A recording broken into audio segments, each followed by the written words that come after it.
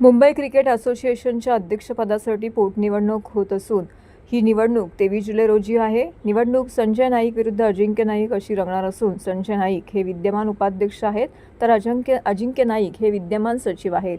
या निवडणुकीसाठी एकूण 377 मतदार असून 211 क्लब आहेत, तर 51 टेस्ट प्लेयर, 70 ऑफिस क्लब आणि उर्वरित मतदार अशी मतदारांची संख्या आहे. या निवडणुकीच्या निमित्ताने संजय नाईक यांनी ठाण्यातील मतदारांची विहंग प्लाम क्लब येथे भेट घेतली. या भेटीत त्यांनी निवडणुकीसंदर्भात पुढची रणनीती काय असणार आहे या संदर्भात चर्चा केली. यावेळी त्यांनी माध्यमांशी देखील संवाद साधला. 23 जुलै रोजी संध्याकाळी 3 ते 6 दरम्यान मतदान होणार असून मतदान प्रक्रिया झाल्यानंतर लगेच मतमोजणी आणि निकाल जाहीर केला जाणार आहे. एकतर ही इलेक्शन म्हणजे अनफॉर्च्युनेट इलेक्शन आहे. आमचे मित्र आणि आमचे एक्स प्रेसिडेंट अमोल काळेजी यांचं दुःखद निधन झालं आणि त्यामुळे कॉन्स्टिट्यूशनल जो बदलाव आला आहे 2019मध्ये, त्यामुळे ही निवडणूक लढायला लागते. अदरवाईज आधीच्या कॉन्स्टिट्यूशनप्रमाणे ऑफिस बेअरर मोस्टली व्हाईस प्रेसिडेंटच एक रेझोल्युशन अपेक्स काउन्सिलमध्ये मॅनेजिंग कमिटीमध्ये पास होत ते प्रेसिडेंटचा चार्ज घ्यायचे.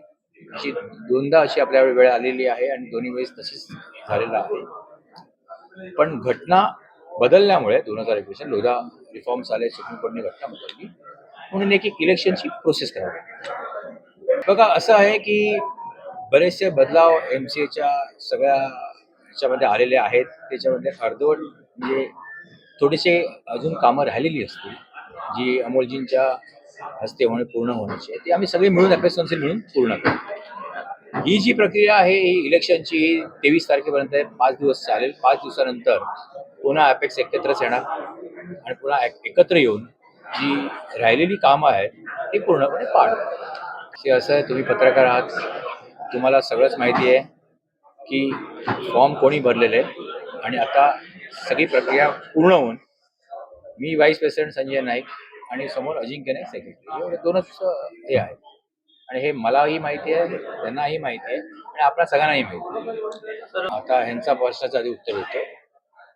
मुद्दे बरेच आहेत. हे मुद्दे आम्ही 2022 मध्ये मांडलेले आहेत.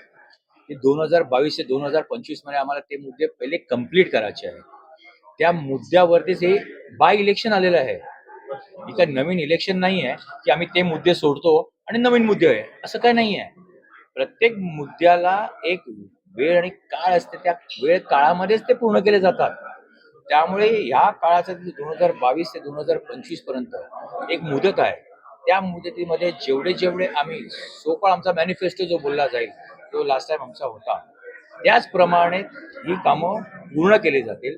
आणि अजून बरेच मुद्दे आम्ही जे नवीन जे करण्याचे इच्छुक आहे, मी जे इच्छुक आहे आमच्या अपेक्षा ते मी एक ऑफिशियल प्रेस कॉन्फरन्स आहे 22 तारखेला, त्यात मी मांडतो.